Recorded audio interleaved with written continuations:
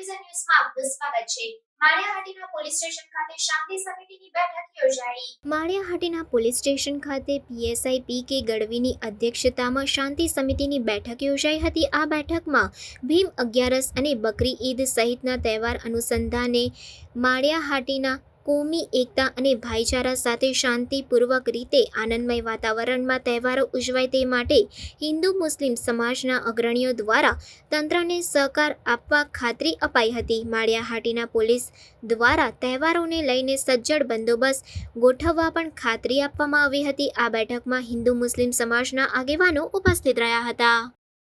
માધવકુમાર શાંતિલાલ ગાંધી, પ્રમુખ chamber of commerce Maliya Hatina આગામી તારીખ બકરી 17 તારીખ 18 તારીખે જે કાર્યક્રમ આવે છે હિન્દુઓનો 11નો ભીમ 11નો, એ કાર્યક્રમ શાંતિ સુલેહથી ઉજવાય, કોઈ પણ જાતની તકલીફ ન થાય, વાદવિવાદ ન થાય, ઘર્ષણ ન થાય, એ માટે અહીંના સ્થાનિકના પીએસઆઈ લોકપ્રિય શ્રી પી.કે. ગઢવી સાહેબે આજરોજ તમામના લોકોને, તમામ સંપ્રદાય, તમામ જ્ઞાતિજનો પ્રતિનિધિઓ અને પ્રેસ પ્રતિનિધિ રૂબરૂમાં એક વિશાળ મિટિંગ બોલાવવામાં આવી। મિટિંગમાં આ બાબતનું એને માર્ગદર્શન આવ્યું અને ખાતરી લેવામાં આવી કે ભાઈ માળિયામાં ભૂતકાળમાં આવું કંઈ બન્યું નથી અને બનશે પણ નહીં, અને એ વાતથી આજે બધાને શાંતિ થઈને આખી મિટિંગ સફળતાપૂર્વક કરવામાં આવી છે।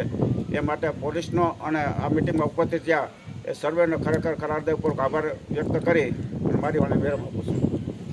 સિદ્ધિમિયા છે અને આજની આ મિટિંગમાં કે શાંતિ સમિતિની મિટિંગ માળિયા પોલીસ સ્ટેશનમાં લેવામાં આવી, તેમાં બધાય હિન્દુ મુસ્લિમોને સાથે રાખી અને જે આગામી આવનારા તહેવારમાં બકરી અને ભીમ 11ના તહેવાર નિમિત્તે કોઈ જાતનું ઘર્ષણ ન થાય અને શાંતિ સુલેહથી આ તહેવાર ઉજવાય એના માટેની બધાને સૂચના આપવામાં આવી।